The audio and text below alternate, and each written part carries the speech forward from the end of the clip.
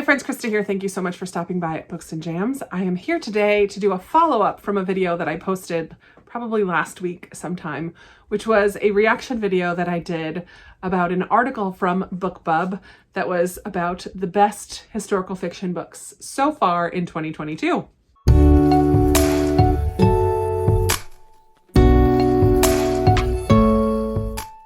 As I read through that article and responded to the different books that were mentioned, I added a handful of them to my to-read list on Goodreads. I put a couple on hold at the library, and I already had some on my shelves at home. 5 of them I already own, and 1 of them I already had checked out from the library. So I thought I would do a try a chapter tag of the 6 that I already have. Let you know, do I think these sound like they're going to be the best historical books of 2022 so far? I don't know. That's what I'm going to do today for you. I'm going to read the first chapter, some of them a little bit more. I think one of them I already did a few of them last night, but I'm just filming the intro now and I'm going to finish it.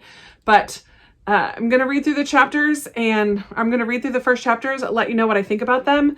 And by the end, I'm going to rank them. In the clips that I filmed already, I haven't gone through and said which one I like better than the others.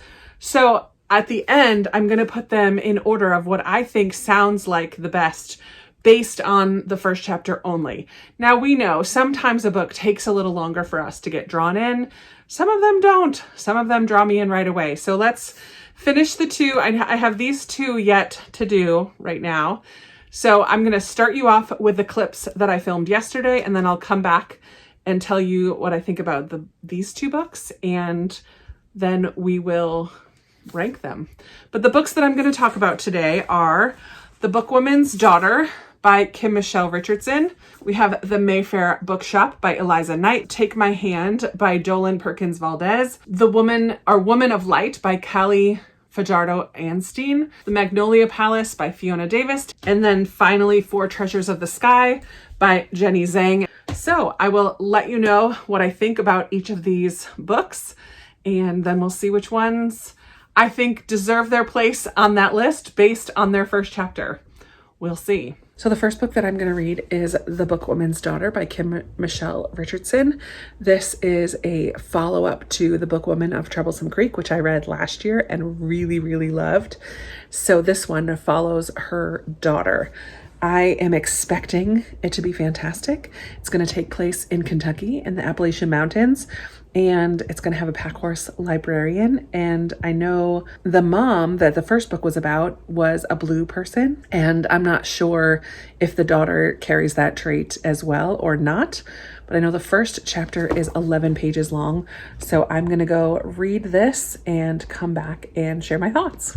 Okay, I turned the light on in here so it won't be quite as dark. I just read the first chapter of Bookwoman's Daughter. First of all, don't remember quite all the details from the first book, Bookwoman of Troublesome Creek, like I said. And there were a couple characters named that I just don't remember. But we start out with Cussie and her husband and their daughter. The daughter's name is Honey, Mary Angeline.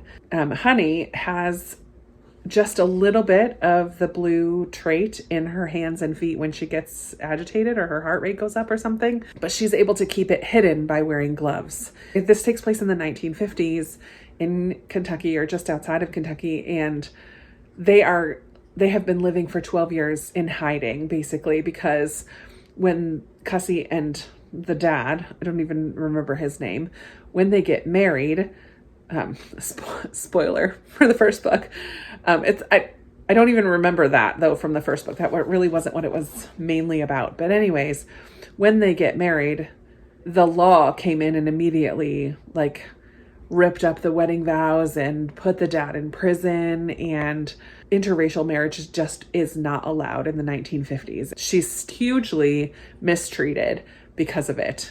So at the beginning of this, there's a lawmaker sleeping out in the car and about to take them in for a hearing. They've been able to keep the daughter hidden. The guy doesn't know that there's a daughter there to begin with. And Cussie and her husband are sending her, Honey, back to Troublesome Creek to stay with Loretta and stay with their family and friends that are still in Troublesome Creek. So she's in the woods. She goes off on Junia, the donkey, and watches as the lawman, the policeman, basically breaks her mom's arm and stuffs her into the car, beats her dad with a club, kicks him, and leaves him on the side of the road. So it starts out very intense.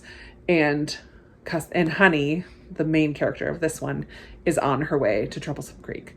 So I'm very, very eager to continue with this. I think the writing is simple but easy to follow, but beautiful as well, as it describes Kentucky and the hills and the landscape, but also it drew me right into the emotions of the moment. And I'm very, very interested in continuing. Yikes.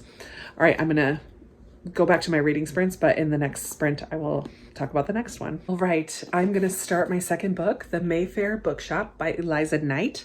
And this is a novel of Nancy Mitford and the Pursuit of Happiness. It's going to have dual timeline and take place surrounding a bookshop in London in Haywood Hill. And the two timelines are going to be connected between these two women, Nancy Mitford, and then in the present day, Lucy Sinclair, through the bookshop. Chapter 1 is 17 pages long, and it should go by pretty quickly. The font looks pretty big. And I think it's just going to be the past timeline in the first chapter, because I did see that chapter 2 is going to be the present day timeline. So it might alternate all the way through. I'm not sure. And I did see that there are some letters. So it starts right off, Dear Evelyn. So I'm excited about that. I do love letters in a book. So I'm going to go ahead and read the first chapter and come back and tell you my thoughts. All right, I finished the first chapter of The Mayfair Bookshop, and I really enjoyed this one as well. I'm curious about the present day timeline in here, because in the first chapter, we only got the past timeline, which takes place in the 1930s. And Nancy Mitford is part of like this group of brilliant young things, or bright young things, whatever. These young people who are just kind of going out drinking all the time and dancing and living the high life, even though a lot of them don't really have a lot of money. Nancy herself is celebrating the release of her first novel in this one. I think it's like Highland Fling. I think it was called Highland Fling. And she is excited about that, but she also has a side of herself she doesn't really show to anybody. She puts on this brave face. She knows how to keep a smile on her face, but really she is struggling with mental health, I believe. And only one of her friends knows the true depth of what she's struggling with. So I have a feeling that's going to really come into play. She also kind of has a crush on this man named Hamish, whose parents keep sending him away because he keeps getting in trouble because of drink. He's been to New York recently, and it was during the Prohibition era. So he was like sneaking around trying to find drinks in New York too, and finally came back to London because he couldn't stand staying in the United States. She has a crush on him. Others have said that he prefers gentlemen. She doesn't believe it. He is kind of keeping her strung along, I think. So yeah, we just kind of get a glimpse into this lifestyle of these bright young things, and a glimpse into her life as an author, and a glimpse into her mental health as well. So I'm intrigued, definitely intrigued, and want to read more. And I'm very curious about the present day timeline. So yeah, very good start for this one as well. The next one on my pile is Take My Hand by Dolan Perkins Valdez. This is going to be the one that deals with a main character who is a nurse who learns that some of her patients, or women that she works with, have been involuntarily sterilized. And that was definitely a practice that was in the United States for quite a while. I'm not sure when this takes place. 1973, Alabama, which is crazy because that doesn't feel like that long ago. I was born in 76. So like just before my lifetime, that was still a practice to sterilize young women without their consent. Reminds me, like I said before, of Necessary Lies by Diane Chamberlain, but this is going to also add in the race factor, not just poverty and welfare. I mean, race was a slight part of Necessary Lives as well, but our main character in this is a Black nurse living in Alabama. So I'm very excited to read this. Actually, I just took a glimpse And the first chapter is only like 2 or 3 pages. So I might read the first 2 chapters of this one because it's relatively short. So I will come back and let you know my thoughts about Take My Hand. All right. So in that last sprint, I read the first 2 chapters of Take My Hand by Dolan Perkins Valdez. And I really liked this one too. I can tell why these books were all on the top historical fiction so far in 2022. They're really good. This one is written first person. So our main character is talking in the first chapter to a younger woman. I don't know if it's a daughter or granddaughter. It's in 2013. What year? 2016 in Memphis. I'm not sure who she's talking to, but a younger woman out in the front, and she's kind of starting to reflect on their relationship and on her past. And then in chapter 2, we go back to the 1970s when she is fresh out of nursing school, gets her first job at a family planning clinic, and is very eager to get started and make a difference, and just very almost naive and I don't know, just very excited to get started with her job and hopeful for what she can do as a young Black woman nurse. She comes from a medical legacy. Her father and grandfather were doctors. They wanted her to go into that as well, but she wanted to be a nurse and be kind of more hands-on and a lot of direct impact with patients. Her first case, we do learn, is about these 2 sisters, and they're only 11 years old. So she's curious why they're already receiving some type of birth control at 11 years old, but we don't know much more than that she just kind of has a quick wonder about it because she just gets done with her training and is about to go for her first visit. But the director of the clinic calls her into her office and just kind of gives her a warning to be loyal almost, and just to be careful. Don't let her legacy give her a big head, basically. It was very short. It was only like 15 pages, the first couple chapters. I did like the first person narrative. I did like that. I feel like we're going to get to know our girl. What's her name? Fresh out of nursing school. Sybil. Her name is Sybil Townsend. I just feel like we're going to get to know her really well. And because we're kind of in her head as she's talking and thinking. So I think I'm going to really like this one. So far, it starts out great. So 3 for 3 so far. The next one that I'm going to read the first chapter of is Woman of Light by Callie Fajardo Anstine. And I've heard mixed things about this already. It's a brand new release. It's set in the American West about an indigenous Chicano family. We have a little bit of a family tree here. And then the first chapter is going to be taking us to page 15. So about 15 pages. So that's perfect. I will go read the first chapter and let you know what I think about this one. All right, I'm actually going to film this clip in where I actually do my reading. And I just ended my sprints for the evening, but in the last 2 sprints, I read Woman of Light, and it had a prologue, which I didn't notice when I was looking through it a few minutes ago. So there was a prologue which took place in the 1800s, and we kind of get the start of this family line. This older woman called Sleepy Prophet. She's this older woman, and she often hears noises and horses and things at night that wake her up, and she hears them this one particular evening, goes outside and finds this baby on the banks of the river. It's in the middle of winter. She brings the baby back into the village, Pardona Pueblo. And that baby, Pedre Lopez. Pedre is like the start of the line. And so in this story, we're going to have 1, 2, 3, possibly 4 or 5 generations.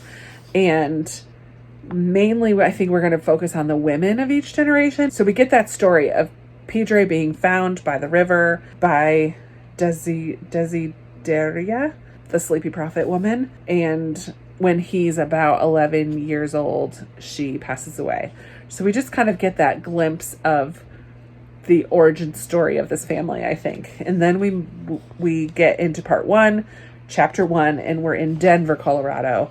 in 1933, and we have this brother and sister who are at kind of a carnival type thing. The sister, she reads tea leaves, so she has a booth where she kind of reads people's fortunes or whatever, reads their tea leaves, and he is a snake charmer.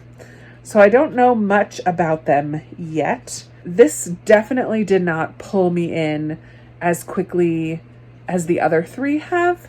By the end of chapter 1, I was a little more intrigued than the beginning. So I just don't know these characters at all, really. And we're just barely getting to know them. And they're like this brother and sister and their relationship. The brother's a bit of a charmer and has a lot of women in his life. And little Luz reads a couple different people's tea leaves. And then this Anglo girl, this white girl, comes in at the end, kind of hunched over. She gets a bad vibe about her.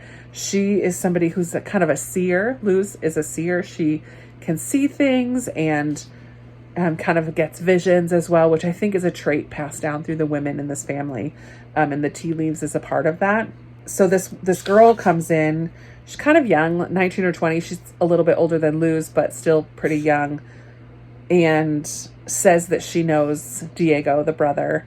Luz is like, yeah, lots of girls know my brother. But this girl is kind of hunched over. Luz gets the impression that she's been in an enclosed space and not allowed to like fully open herself up.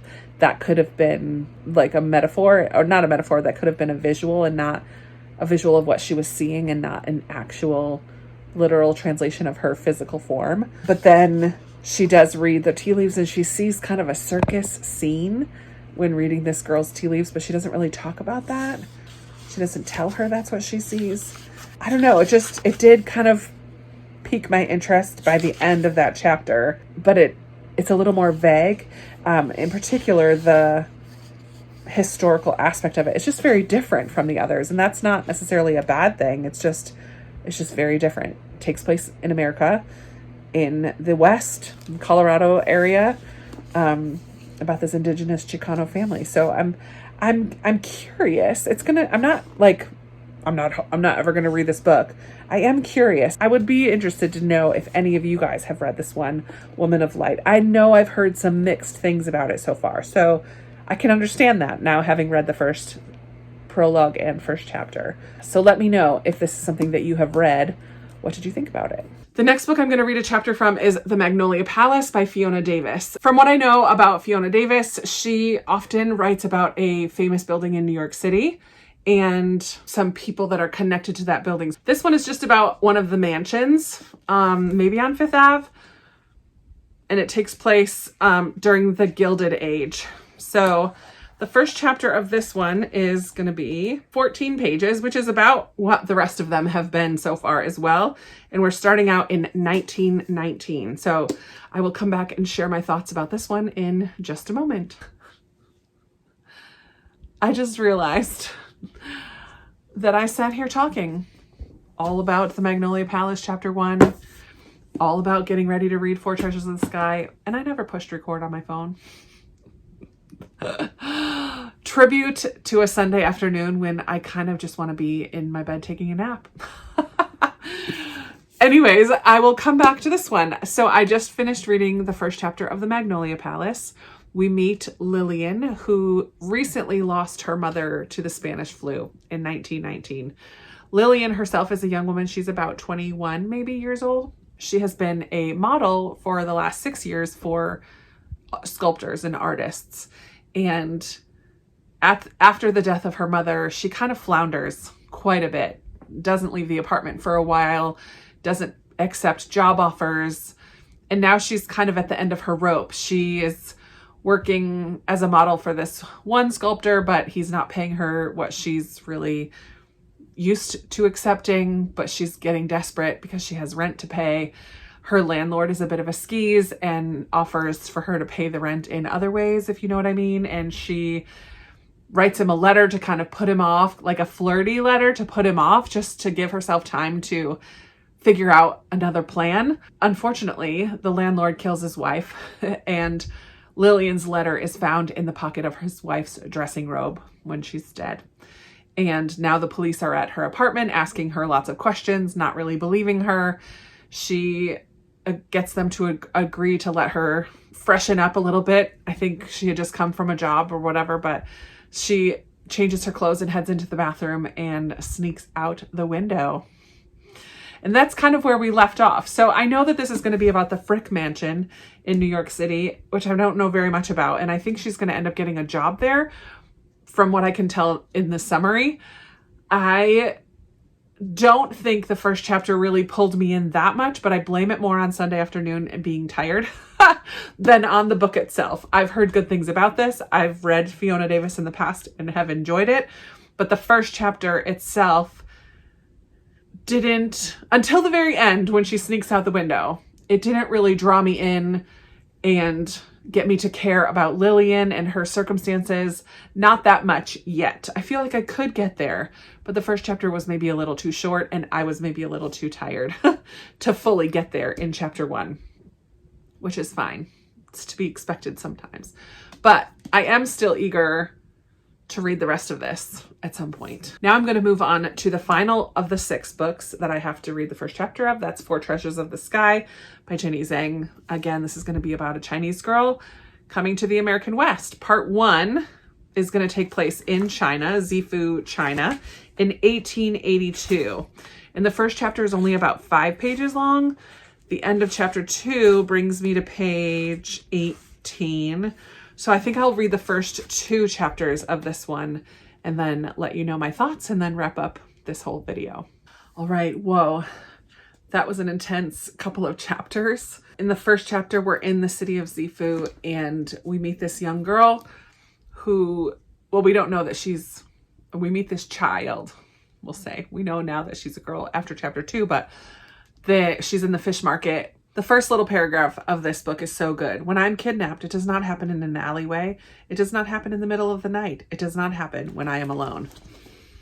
And in the first chapter, which is relatively short, 5 pages, we meet this child who's in the fish market, and one of the workers at the stalls thinks that she's going to try to steal fish, which she was thinking about that, causes a scene, and this man comes and puts his hand on her shoulder, tells everybody that this is his nephew, and uses this name that everybody kind of respects or knows or recognizes, because they all immediately are like, oh, we're so sorry. Please forgive us. Here, take some fish.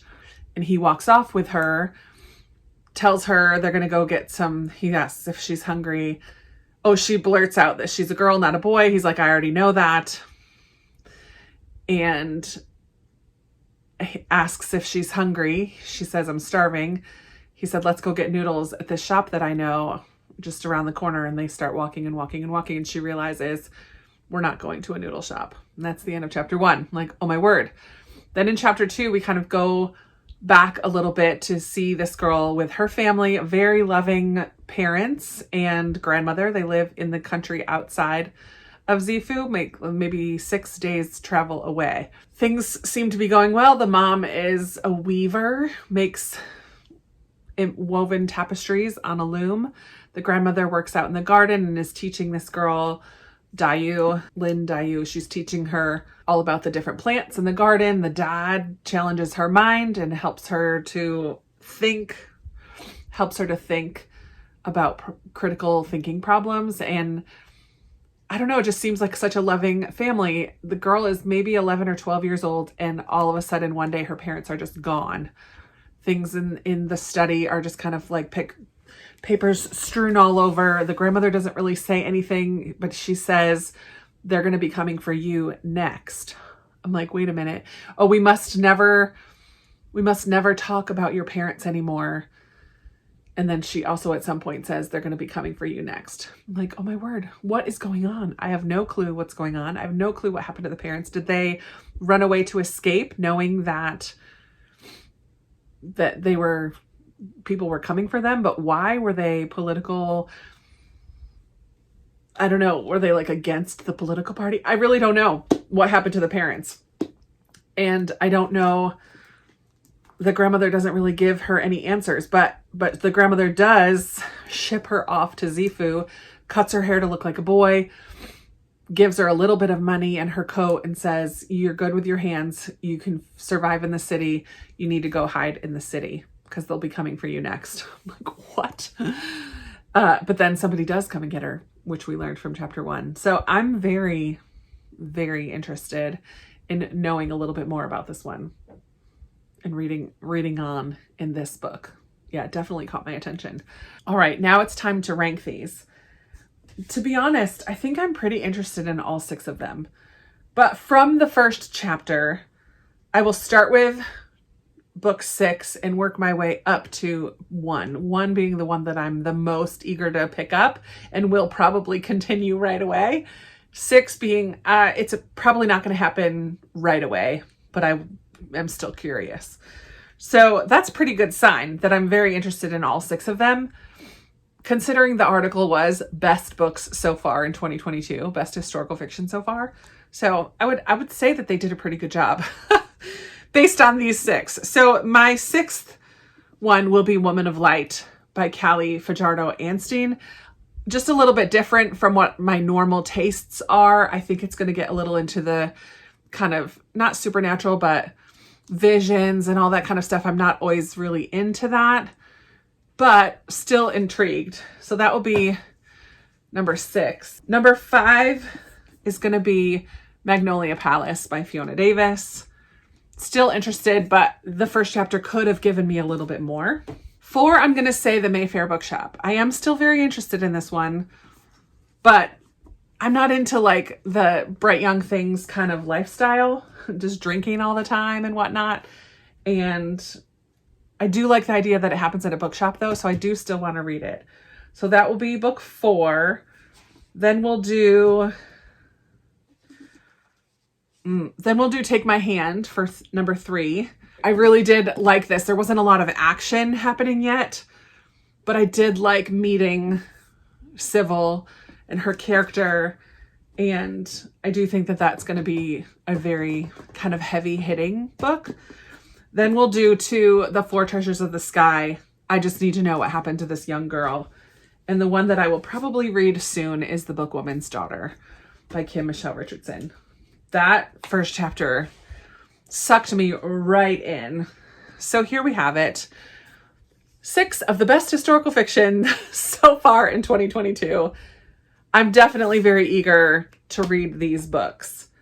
And I do think I will do more BookBub article reactions because they send me them all the time and there's always some good ones. There's not always. Sometimes there's some good ones.